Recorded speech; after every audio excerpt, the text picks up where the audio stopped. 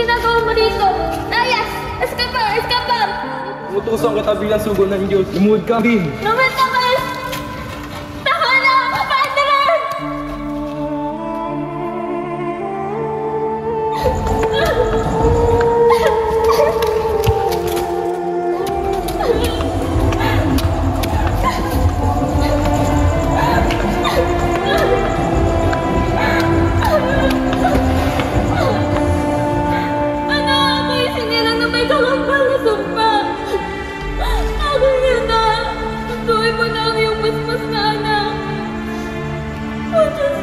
Kasama mga sanggol, mga anghel. Kasama mo lang ako dyan sa piling ko. Masay, wala pa sakit na madarama. Ano ba silbi na itong buhay na to? Pupuro pasawian lang ang naranasan ko. Wala na siya na itong buhay ko.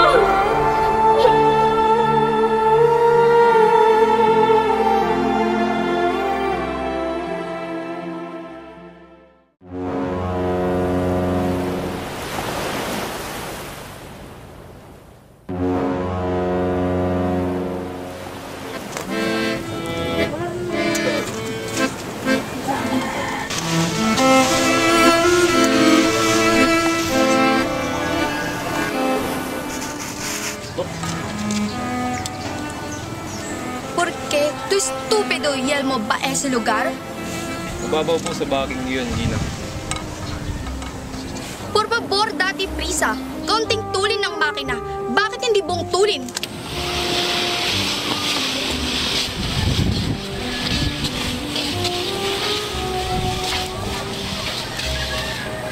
Nakilala mo na ba ang pantas ng Agham, Elsa? Sa lalawigan ng Puente del Capricho ay may ginawang tulay ang aming isang kapatid. Ngunit hindi ito natuloy dahil nangayalam ang isang pantas ng Agham. Nananawagan sila sa pamamagitan ng kanilang teorya at pinintasan ang tulay na hindi matatag at may kahinaan. Ngunit ang tulay ay nananatiling matatag sa kabila ng mga unos gaya ng lindol at baha. Mangyari pa kasi walang matinong lawad dito sa Pilipinas. Napakadali lamang solusyonan ng suliraning iyan. Ni hindi nyo kailangang gumastos na salapi sa suliraning ito. Humukay ng tuwid na kanal. Magbuhat sa bunganga ng ilog hanggang sa labasan ng daraanan patungong Maynila. Ang ibig ko sabihin ay magbukas ng panibagong lagusan at sarhan ang dating lagusan na Ilog Pasig para sa paglalakbay. Pagpaumanin ninyo, Ginoong Simon. Subalit ang inyong panukala ay nangangailangan ng napakalaking halaga at nangangahulugang pagsira ng ilang kabayanan. Gamitin ang mga bilanggo sa pagtatrabaho. Huwag bayaran ng kanilang trabaho nang sa ganon ay makakamenos tayo ang pamahalaan. Hindi ito sasapat. Kung gayon ay pati ang matatanda, mga kabataan at mga bata. Lahat ay paggawain at utusang magdala ng kani-kanilang mga kasangkapan at pagkain. Huwag natin lokohin ang mga sarili natin. Batay sa iyong plano na iyan, ang mga taong mahihina ay mananatiling mahina, samantala ang mga taong malakas ay magkakaroon ng katwiran. Magkakagulo tayo sa ideya mo na iyan. Matagal nang tapos ang panahon ngayon. Hindi na maghihimagsik ang hulong ito pagkat binigyan natin ng maraming trabaho at patawan ng malaking buwis. Hindi ba't dahil sa gawa ang ospital sa Los Baños sa pamamagitan ng sapilitang pagtatrabaho sa ilalim ng latigo sa isang kulto? Kasi mag-isip nga ulit sila noon, Andes. Anong nangyari noon ay mangyayari ulit ngayon. Hindi! Ang nasabi ko ay nasabi ko na. At Padre Sibayla, itigil mo ang pagsasalita ng Latin at mga kahangalan.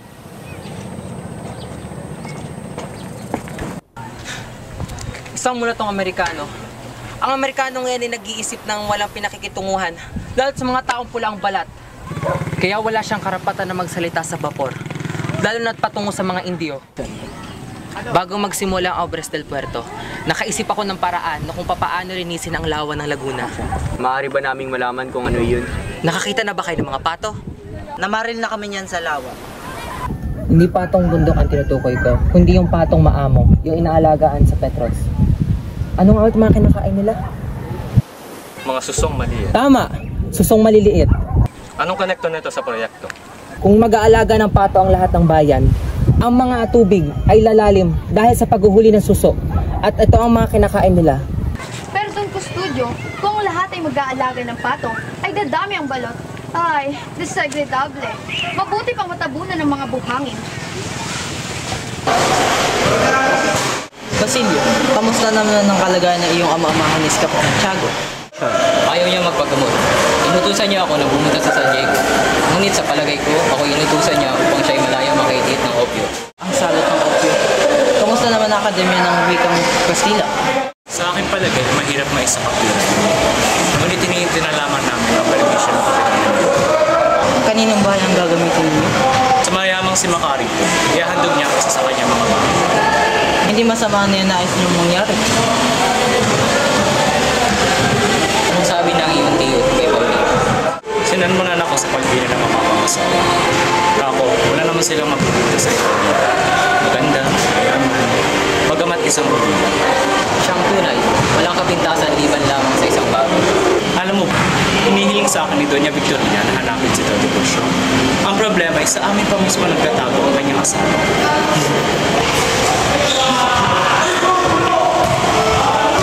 Naririto ka pala, Basilio. Ikaw ba'y magbabakasyon na? Ginoong Simon, ito nga pala si Isagani. Kami magkaibigan at magkalapit lalawigan. Kamusta ang probinsya? Hindi niyo ako ba alam? Di pa ako nakakabisita sa lugar na yun. Lalo, wala naman namin bilin ang alahas doon. Marahil ay may hindi ka na bumibili ng mga bagay na hindi namin kailangan. Huwag kang magalit, binata. Wala akong masamang ibig sabihin doon. O siya, una na ako. Bakit kalaban kaya ata ngayon kaibigan? Hindi ko alam kung bakit. Subalit nakakatakot na lalaki. Saan ba kayo nanggaling? Hindi niyo tuloy nakita yung pinakamagandang bagay ng paglalakbay natin na ito. Marami na rin ako nakita magandang tanawin at ilog.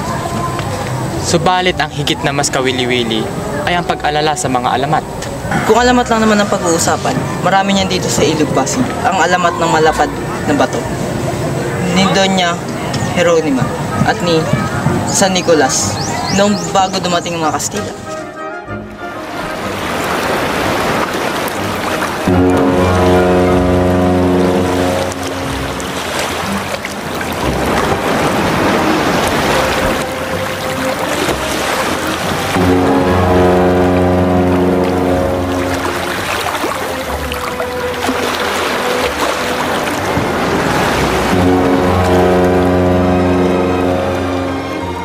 Total, alam ba naman natin pinag-usapan ngayon?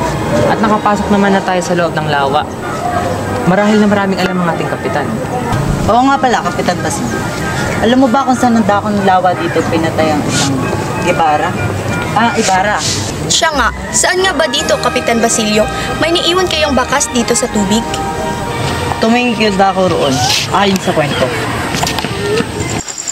Nabul tayo ng mga Guardia Civil kay Sostomo. Huwag na tayong umalis. Lumaban na lamang tayo. Ngunit, hindi tayo mananalo yan. Marami sila sandata. Magkita na lang tayo sa libingan.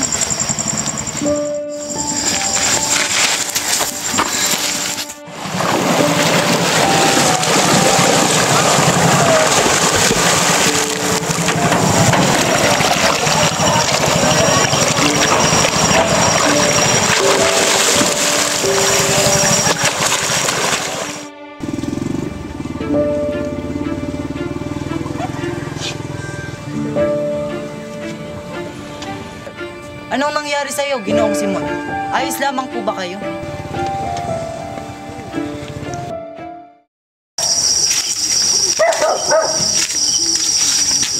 Magpaubaya ka na. Kung makikipag-usap ka, ay tiyak na gugugol ka ng malaking salapi na makasampung ulit ng ibibigay mong buwis sa mga pari. At tayong lahat ay sinilang na walang anumang sablot sa katawan. Madaming taon ako naglingkod sa hari. Sa pamamagitan ng pagugol ng salapi at pagpapagod ng katawan. Ngayon ay humihingi ako sa kanya na ako'y bigyang katarungan. At kailangan niyang ipagkaloob iyon sa akin. Ipagbili mo na ang iyong lupa sa mga pari upang wala nang kaguluhang mangyari. Magagawa ninyo ang lahat dahil ako'y mangmang at walang sapat na lakas para lumaban. Hindi ko may bibigay ang lupang ito sa sino mang hindi kayang higitan ang ginawa ko.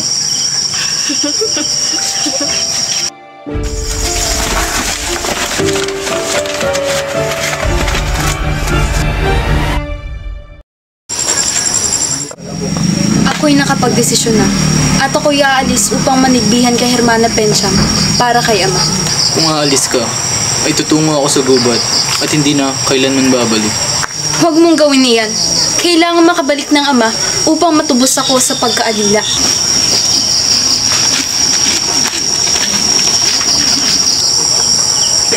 Malalaman niyang pumili kong magpaalila kaysa ipagbili ang agnos sa sangla ng kanyang pag-ibig. Sasambahin lagi dahil mahal kita. Lahat ng bagay ay aking matatanggap. At dahil mahal kita, handa kong magparaya. Kahit katumbas, ito'y kasawian. Dahil mahal kita, sa'yo lamang liligaya. At di na muling iibig pa.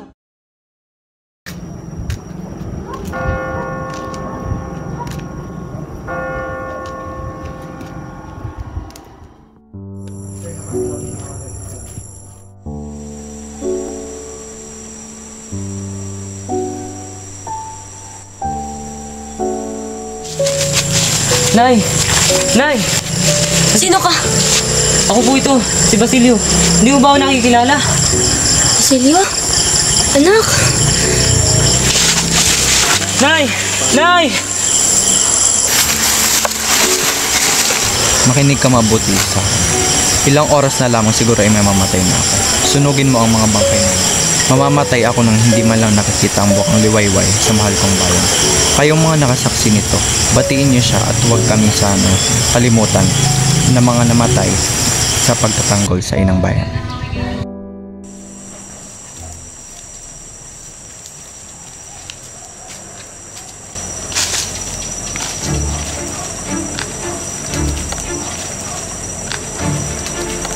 Maaari ko ba kayong tulungan, Ginto? 13 taon ang nakalipas nang ako'y tulungan ninyo sa paglibing sa aking ina at sa pagsunog ng katawan ng isang lalaki.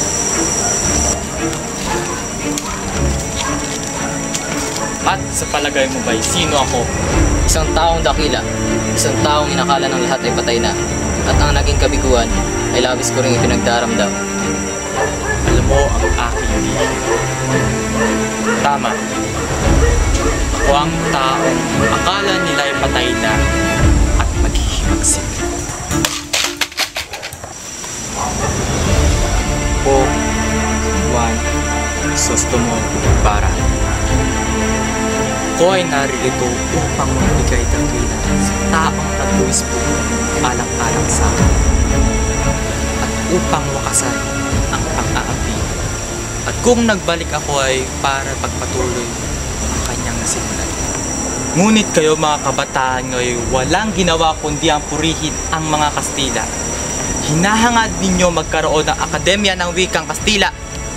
Para ano? Para kayo'y higit na malito at hindi magkaintindihan.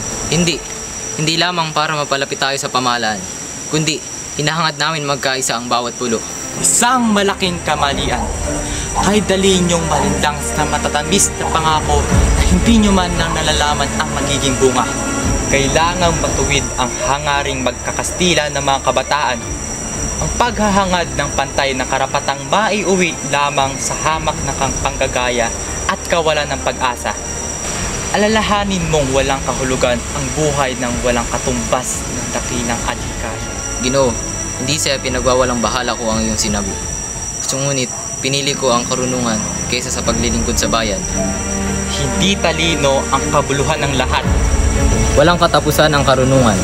Maaring matuklasan na siyang maaring gamot sa sangkatauhan na lalong laganap sa daigdig. Ano ang ginawa mo sa alaala ng iyong ina't kapatid? Wala akong magagawa.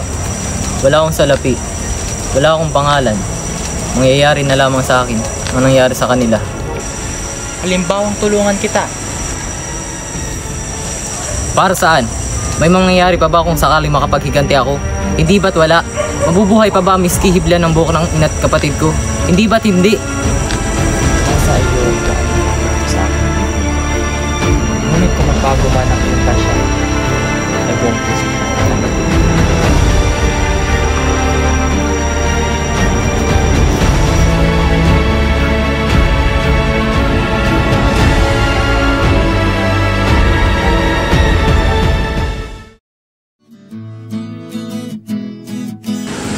ang leksyon niyo kahapon?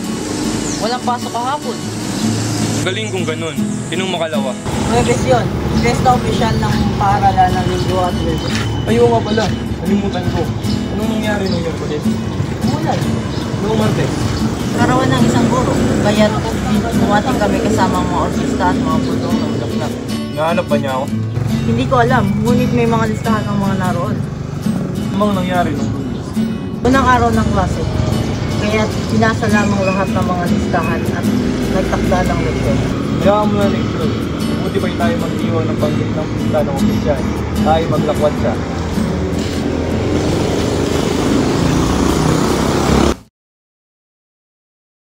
Tignan nga natin kung may papaliwanag mo ito, Tadeo. Ang salamin na nasa ibabaw ng ibabaw hawak ang ibabaw o ang kinakapitan nito ay substansyal na walang pinagbago di esensyal na ibabaw. Kaya ng ibabaw ay isang insidente lamang na substansyal kinakapitan nito. Ano ang masasabi mo, Tadeo? Hindi ako sumasakala.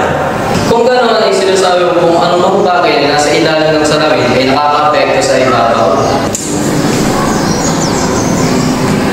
Aray! Walang iya ka! Doon nalabis ang pagpapahalaga sa sarili at anong ito kapagligtas. Tignan ko nga ang kayong niligtas ng sarili mo. Sagutin mo ang tanong ko. Ang sabi sa aklat, ang salamin ay gawa sa tanso o sa iba pang metal. Tama ba ito o mali? Ganyan nga po sinabi sa aklat, Padre. Huwag kang magporno. Hindi mo alam ang leksyon. Ano ang pangalan mo? Placido po. Ikaw ang Placido penitente na mahilig gumulong. May 15 ulit ka nang hindi pumasok ng klase. 4 na beses lamang po ako lumiban sa klase. Kung isasama ang araw na ito, na ako'y huli sa pagpasok sa silid.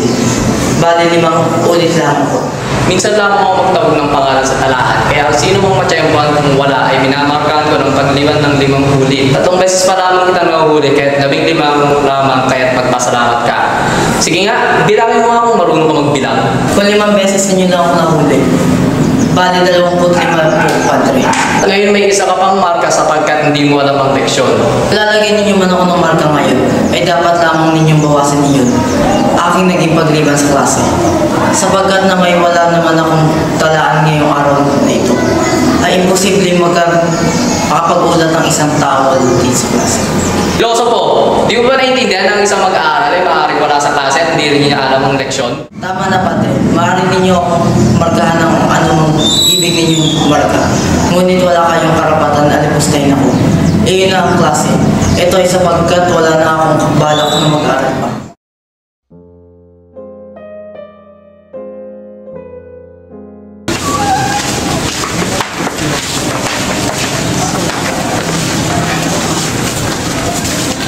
May mabuting balita mga kasama. Nakausap ko na si Don Irene at alam ko na nangyari sa Los Bañas. Halos 1 linggo na sila naroon at nagdedebate tungkol sa ating bagong panukala. Nagtatago niya tayo laban sa lahat ng naroon. Kagaya nila Padre Santi, Padre Sibayla, Padre Fernandez, sa Capo, sa Kapitan Tiago at maging sa mga alahas na si Simon. Mag-aalas na si Simon? Anong kinalaman ng Hudyong iyon sa usaping ito, lalo na sa mga bagay na patungkol sa ating lupain? Sa totoo'y pinayayaman natin. Tumigil ka na. Nais kong marinig kung paano tayo pagtanggol ni Padre Irene. May landing mataas na kuwani na tutol sa atin gaya ng mga gobernador sibil at mga pangasiwaan. Ganon din ang mga inchik na si Quiroga. Pati ang incheck na iyon? Magtigil ka na sabi. Ipagpapaliban na sana ng ilang buwan na pagdinig sa panukala natin. At nang sa bandang huli, bumagsak ang kaso natin sa mga paladin del Custodio. Ang tagapangulo ng lupa ng mga paaralang primarya. Pero matagal nang walang silbi ang lupo na iyon. Oo, matagal na nga. Kaya naisip nilang buhayin muli sa pamamagitan ng pandinig sa ating kaso. Sa aking palagay, kayang-kayang lutasin ni Don Custodio ang mga bagay na ito sa buwan ding ito. Ano kung tumutol si Don Custodio sa ating panukala? Napag-usapan namin yan ni Padre Irene at ano niya yung nagawa nating magbigay ng panukala at ibigay sa kanya ang anumang kapasyahan. Wala namang magagawa ang ating mga kalaban kung hindi tanggapin ang pakikihango. Kung makipagkiling sa atin si Don Custodio ay mananalo tayo sapagkat tiniyak ng Kapitan General na wala silang kikilingan. Paano ang gagawin natin para kumiling sa atin si Don Custodio? Ayon kay Padre Irene sa pamamagitan ng incheck na si Quiroga at sa mananayan na si Pepay. Ang magandang kaibigang matalik ni Don Custodio. May iba pa bang paraan? Si Ginoong Pasta na isang abogado ay maaari din nating lapitan. Gawin muna natin ang hindi mahal. Kakausapin ko muna si Ginoong Pasta at kung ano nangyari, tsaka niya na pag-isipan humingi ng tulong sa kung sino man sa dalawang babae. Anong sadya mo dito? Naparito po ako para makiusap sa inyo na mamagitan sa aming panig. Kung sakaling sumamuni sa inyo sa mga kustodyo, kayo po ay aming lubos na pinagkakatiwalaan. Ayaw mangialam sa ganyang usapan. Totoong nangusap ako sa pag-ibig, sa lupaing sinilangan at naglalad ng pagkundan. Ngunit di ganun kagaling sumulo. Masyadong masilam ang aking kalagayan. Kailangan kong pag-ingat sa aking mga ari-ari. Hindi ko po nilanais na malagay kayo sa kagipitan at alanganin. Kahit konti lamang po ang aking nalalaman sa mga batas at mga pagpapasya. Sa ating makikiisa sa mga adhikain ng pamahalaan at sikapin siya'y may iunsad. Mabuti ang bawat layunin namin ay nag-iisa lamang. Sadyang magkakaiba na ang pamamaraan. Kahanga kasagutan, ngunit ipagpaumanin mo, ngunit ako'y hindi pa rin pumayag. Kapag nagkaroon na ako ng ibang katulad sa inyo at lumingan sa aking nakaraan at nakita ko mga nagawa ko'y para sa sarili lang at hindi sa bayang nagbigay sa akin ng lahat. Kapag nagkaganyan, ang puting bukoy ko'y nagsisilbing tinig at ang halip sa matuto. May hiya ako, mawawalang ganang po, mauna na po ako.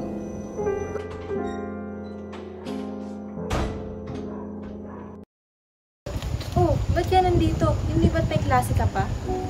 Hindi na ako papasok pa. Masyado na sila. Masyado na silang namamaliit. Pinapahiya nila ako sa buong klase. Ngunit ipinangako ko sa iyong ama na ikay aalagaan at pag-aaralin at gagawing abogado. Katakot-takot ang hirap at pagtitiis, mapag-aral ka lamang. Ano na lang mukhang iharap ko kung mabibuko siya at kung magkita kami sa kabilang buhay? Aalis muna ako.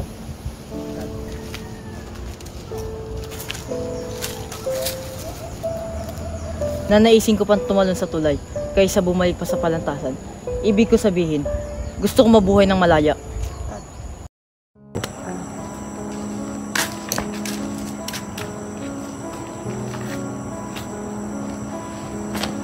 Kamusta ang lagay ng may sakit?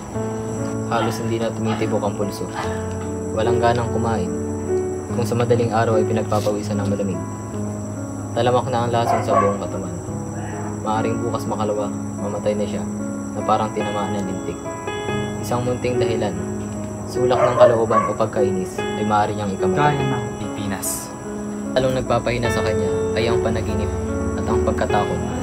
Tulad ng pamahalaan. Basilio, pakinggan mo ako sapagkat mahalaga ang bawat sandali. Bukas ay wala na pag-aaral. Ang pamantasan ay wala na rin. Wala na kundi dugo at patayan. Nakahanda na kami at tiyak at tagumpay. Kung sino man ang hindi kasama ay ipalalagay namin sa kalaban. Basilio, naparito ako upang ihandog sa inyo ang isang kamatayan o isang kinabukasan. Ginoong Simon, nasa kamay ko ang kalooban ng pamahalaan. Magpasya ka, Basilio. Kasama ko si Cabezang Tales.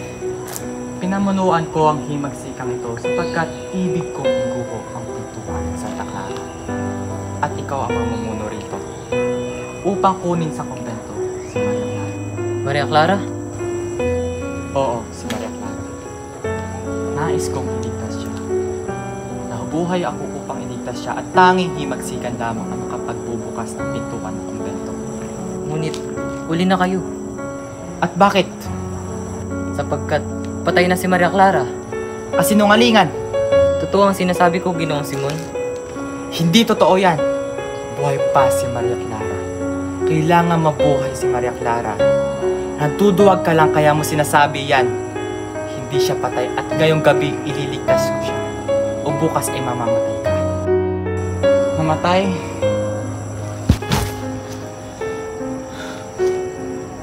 Namatay nang hindi ko man lang nakikita. Namatay nang hindi ko man lang nalalaman na nabuhay ako para sa kanya.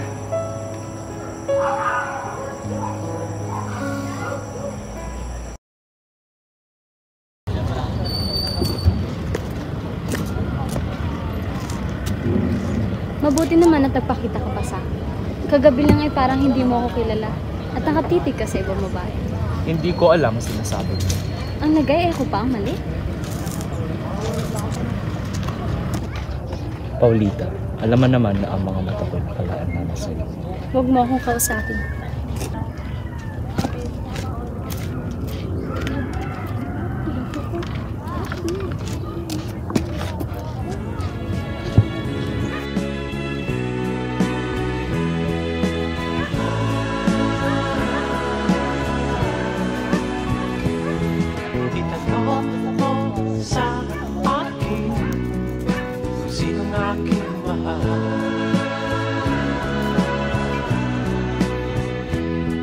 Itanong mo sa akin, sagot ko'y di magtatanda.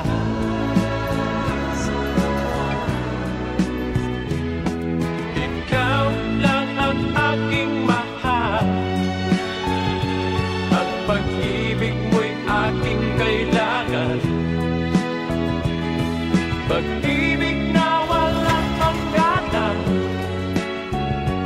ang aking tunay na nararamdaman. Ano ka na nga dyan? Oo na. Naniniwala ako sa iyo.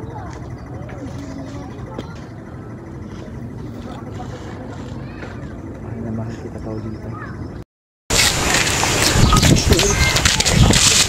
Basilio, magandang balita.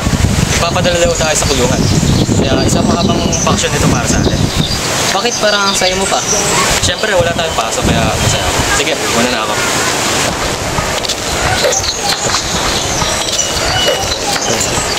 Basilio, anong ginagawa mo rito? Gusto lamang sana kitang kausapin. Ano ang iyong pangalan? Basilio po. Mabuti at hindi mo nakapihirapan pa. Teka, wala naman po akong ginagawa. Tama lang sa sumama ka na lang sa akin.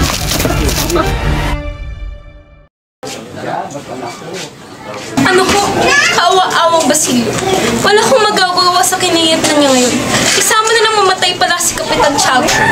Walang mangyari kung iiyak ka lamang huli. Ngunit, isang paraan lamang alam ko. Kahit saan humingi tayo ng tulong. Kay Padre Camora ako itinuturo lumapit. E di, subukan na natin. Hindi ka naman siguro pagnanasaan nun dahil kasama mo ko. Ngunit, natatakot po ako. Hermana, balik na lang po kaya tayong tumuloy. Ano wag na? Kaya na pa nga sa atin naghihintay ang padre. Ayan na nga oh. Pero, ayoko na po talagang tumuloy. Ano ba, Huli? Akala ko ba gusto makalaya si Basilio? Pero, ano po kasi... Anong kailangan niyo? Padre, andyan pala kayo. May kailangan lang daw po sabihin sa inyo si Huli. Huli, halika nga dito at magmano ka kay Padre Camora. Padre, maiwan ko muna kayo upang kayo ay makapag-usap. Hermana Bali, huwag niyo po akong iiwan dito. Sige na, Huli, mag-uusap lang kayo. Nasa labas lang ako, huwag kang mag-alala. Hermana Bali! Alam ko ang pakay mo, Huli. Nais mong muling makita si Basilio. Ngunit ito ay may kapalit. Tutulungan niyo po kung makalaya si Basilio.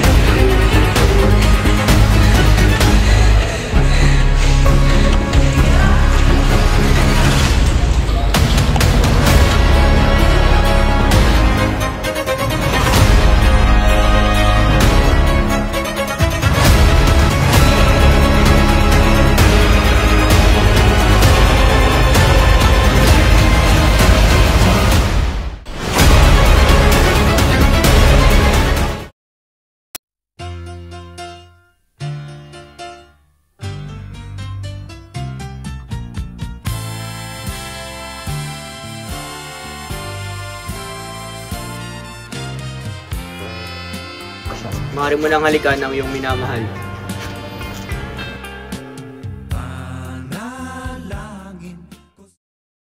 Nabati ko kayong dalawa. Naway mabuhay kayo ng tiwasay at tayo. Maraming salamat naman. Salamat po, Ginoo. Sa ninyong magiging magandang pamumuhay naming dalawa. Juanito. Maaari ko ba muna makausap si Paulita? Sige po, Ginoong Simon. Maiwan ko na muna kayo. Iha, sigurado ka ba dyan si pinasok mo? Sigurado na po ako. Kung si Isagani po ang inyong iniisip, huwag na ho kayong mabahala dahil hindi ko na siya mahal. At saka mas gaganda ang aking buhay kay Juanito. Kung sa tingin mo ay yan ang tama, ay hindi na kita magkukulitin pang. Paulita, iyong pakasalan ng aking anak na si Juanito. Ngunit, mahal ko po si Isagani. Matagal mo nang hindi nakakasama si Isagani. Mahirap mahalin ang isang taong wala sa iyong tabi. Magpakatotoo ka, Paulita.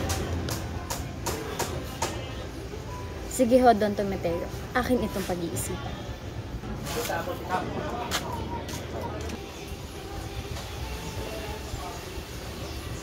Matagal ko nang hindi nakakasama si Isagani. Para bang ang pag-ibig ko sa kanya ay naglalaho. Si Juanito na lang laging nandyan para sa akin.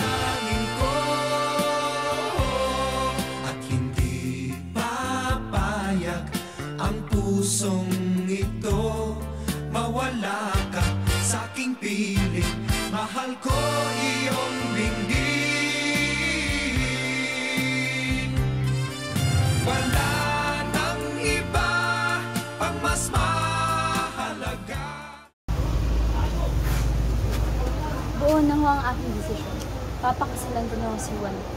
Maigi, paghandaan na natin ang inyong kasal.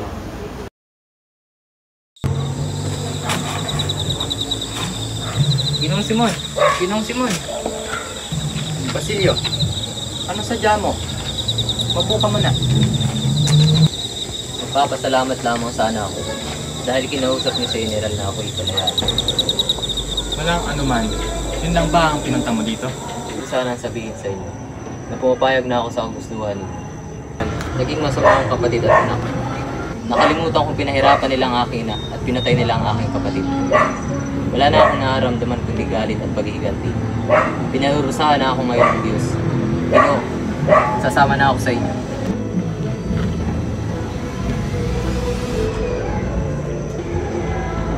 Hindi nyo ang tanglaw na iyan. Sandali lang.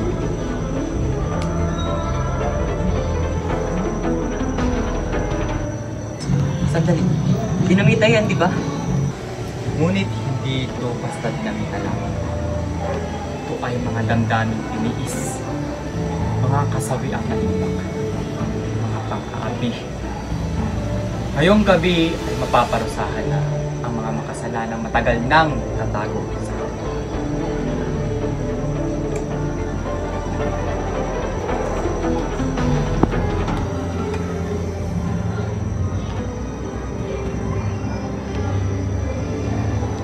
Ngayong gabi ay magkakaroon ng kasiyahan. Ilalagay ko ito sa gitna ng handaan at magbibigay ito ng liwanag. Ngunit pagkaraan ng 20 minuto ay unti-unti itong lalanglang. At kapag ginalaw nila ang pizza ay boom! Sasabog ang bomba. Ano naman ang aking gagawin?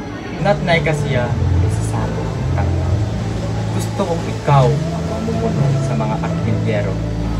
Dadalhin mo sila kay Quiroga dahil doon nakaimbak ang mga karpas. Kami naman ni Cabezang Talis ay susubukang agawin ng tulay. Ang pagsabog, ibigyan. Sila ay magtipon-tipon at sumugod. Magkakagulo at nanaisin na lang ng mga mamamayan na mabalik. Ang mga Indio, Mestizo, Inchik, Kastila, lahat ay mamamatay. Lahat? Kahit ang mga walang laban at ang mga inosenteng tao? Oo. Lahat. Mula sa nagdadala ngayong gabi susisipon panibagong lahi. Isang bagong lipunan na hindi na maaari. Sabihin sa atin ng mundo, pagkatapos nito. Palakpak ang daigdig at tayong malalakas ay pupurihin. Oo nga pala, mamaya ay hintayin mo ako sa tapat ng simbahan San Sebastian. Ganap na ikasampu ng gabi doon ko sasabihin sa'yo. Sumusunod mo gagawin. At kapag tumapat ang orasan sa ikasiyam ng gabi, ay tumayo ka sa daang handog at iinit ka sa iyo. Magkita na lang tayo mamaya. Mag-iingat din kayo. maayos din ang lahat. Sagan, saan ka pupunta? Pupuntahan ko si Paulita sapagkat iba na siya bukas. Kailangan ko siya kausapin. Huwag ka nang tumuloy. Makinig kang mabuti, Sagani. May dinamitang sasabog sa lugar na yun. Anumang oras mula ngayon. Kaya utang na loob, huwag mo na siyang puntahan pa. Pagpatawad niyo, ngunit kailangan ko nang umalis. Tanggapin niyo na lamang ang tanglaw na aking regalo. Ang ganda naman ng tanglaw na iyan. Maraming salamat, Ginoong Simon. Sigurado ka ba ang ayaw mo muna kumain kahit saglit lang? Salamat sa inyong alok, ngunit may mahalaga akong dapat gawin na hindi pwede ipagpaliban. Sandali. Masamang biro iyan. Huwag kayong mabahala. Dahil di naman siguro totoo yan. Ngunit ito'y nanggaling na sa taong matagal ng patay. Tunay nga itong masamang biro. Sulat kamay ito ni Cristomo. Hindi ako pwede magkamali. Di kaya niya nais tayo na patayin?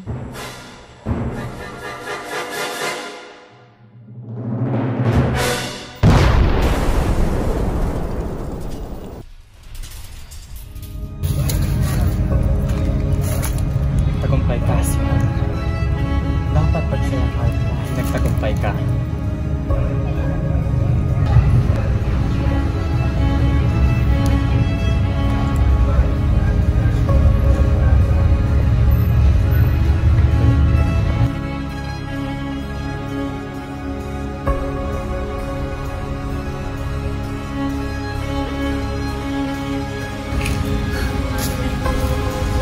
Padre!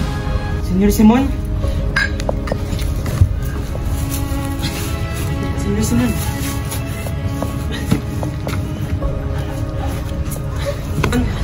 Senyor Simon? O Diyos ko, Panginoon ka sandali na mga itong itatawag ng doktor. Wag na, Padre. Wala na rin ang masipag. Dadakpinan nila ako hanggang alas 8. Ay, manok. Patay. Ngunit hindi ako papayag na takpin nila ako ng buhay. Diyos ko, Panginoon ko. Huwag kayo mag-alala, Padre. Nangyari na ang nangyari. Gumagabi na at may gusto sana ako sabihin sa inyo. Handa ako makinig, Senyor Simon. Totoo naman po, di ba, na may Diyos na gumagabay sa atin. Oo, ang Diyos ang tumutulong sa atin kapag tayo ay wala nang mapupuntahan. Tulungan niyo ako, Padre. Ayoko mamatay ng dalang kasalanan. Nais ko sanang magkumpisal. Handa ako makinig, Senyor Simon. Pinlano ko po ang lahat. Dahil galit. Bumalik ako upang maghiganti. At balikan ang mga sa akin. Anak, lagi mong tatandaan na sa buhay ay hindi natin masaya. Minsan ay kailangan rin natin maranasan ang sakit upang tayo matuto, hindi upang mapuot. Walang magagawa ang paghihiganti sapagkat ito'y magbubumalan ng panibagong kamalian. Di ko alam, Padre, kung bakit ako ang kanyang pinaparusahan. Hindi kanya pinaparusahan, anak. Ito ay isa lamang pagsubok sa buhay na kailangan mong lagpasan. Lagi mong tatandaan na ang lahat ng bagay ay may dahilan. Walang mangyayaring isang bagay kung wala kang matututunan mula dito. Alam niyang nabulag ka lamang dahil sa iyong pagkagalit at pagkabuo, kaya wala kang kamalian.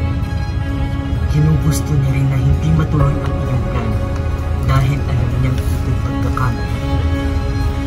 Maraming salamat, Padre. Kaya pa na ako mamamatay.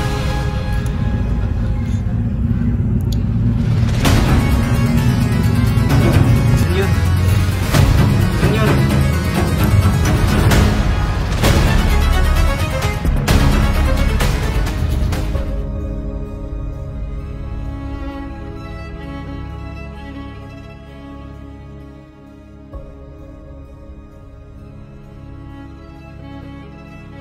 taong nangangailangan na mas malinis na hangarin ay ipahintulot ng Diyos na ikay matagpuan. Samantala, diyan ka muna sa ilalim kung saan hindi makakapaligid ang kasamaan. Ang kayamanan ang siyang naging lason sa lahat ng tao. Ito ang nagpapapulag at nag-uudyok na gumawa sila ng mga kasalanan.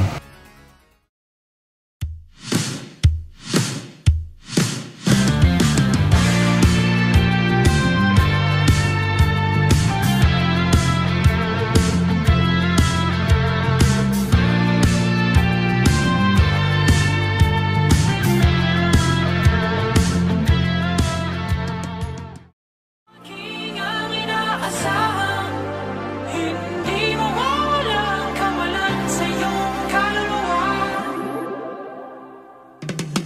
Wala ka nang magagawa, patuloy mong sisirain, basahin bawat kaluluwa. Pangungot ng panaginip ang nagpapadayang gagawa. Patuloy mong sisirain, basahin bawat kaluluwa. Pangungot ng panaginip ang nagpapagising.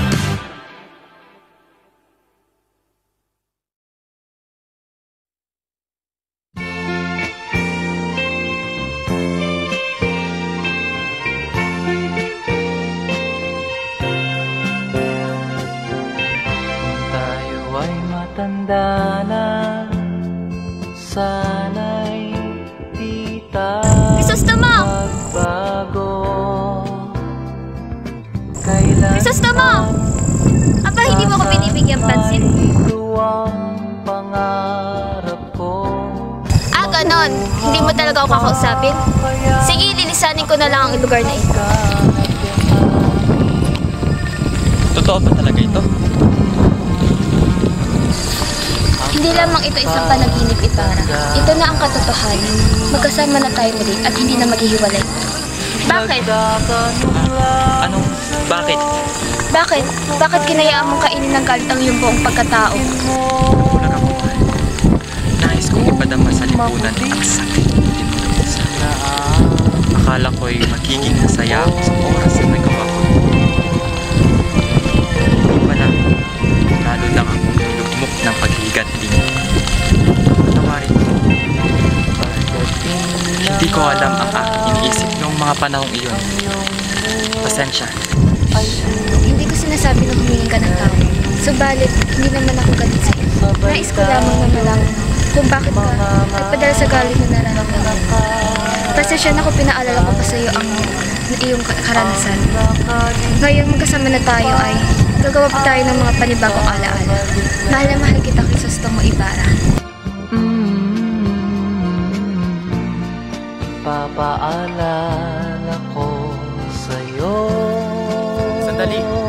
Huwag ka nang bibitaw. Ang aking pangako ng pag-ibig ko'y laging sa'yo. Kahit maputi na ang